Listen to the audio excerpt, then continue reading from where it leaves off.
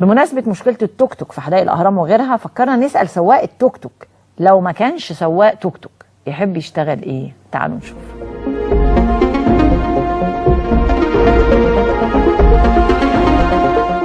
بعد التعليمات المشددة بمنع التكاتك في مناطق كتير وبعد فرض الأكمنة المرورية لمنعها في المناطق العامة والميادين، نزلنا سألنا يا ترى لو منعوا التوك توك هتشتغل إيه؟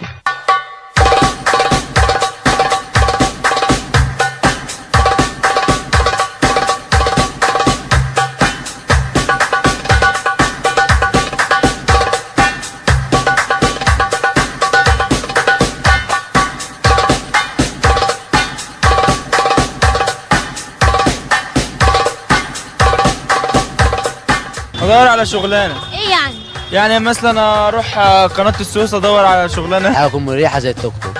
بطلع بالتوك توك بعمل كده بجيب ال 100 جنيه، اروح اشتغل عند واحد يهزقني ب 30 40 جنيه. انا اصلا نقاش يعني فاهم في النقاشه وكده. هجيب عربيه سوزوكي. اشتغل مباد محاره شغلانتي. اشتغل نجار. اشتغل لهم حرام ولا اشتغل لهم انا ان شاء الله لما يمنعوا التكاتك؟ مفيش غير البلطجه بقى. يعني نشتغل في المخدرات مثلا.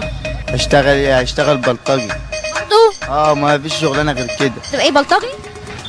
ده حاجه طبيعيه، ما هي دي شغلتي مهنتي. لا اشتغل بتاع مخدرات، ابيع برشام في الشارع، بيع منشط، يعني اشتغل حراميه. حرام. مفيش حاجه غير كده.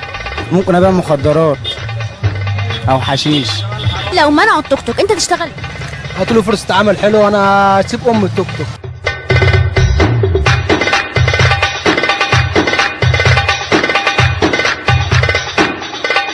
دكتور، مهندس، محامي. والله.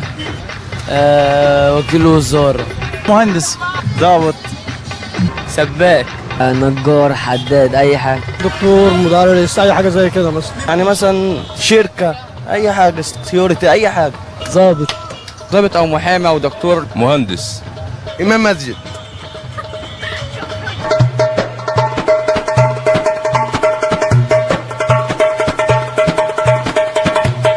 اختلفت الإجابات ما بين اللي هيتجه للبلطجة والمخدرات واللي فعلا ناوي يشتغل واللي بيهرج وفاكرها نكتة. شيماء يونس البرنامج وماذا بعد.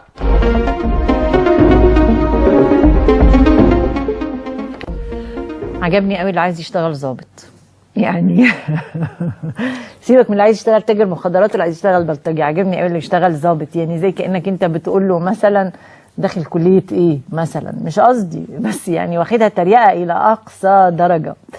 او يمكن عايز يشتغل ظابط عشان خاطر هو ده اللي اكتر حاجة بيخاف منها وهو سايق التوك توك.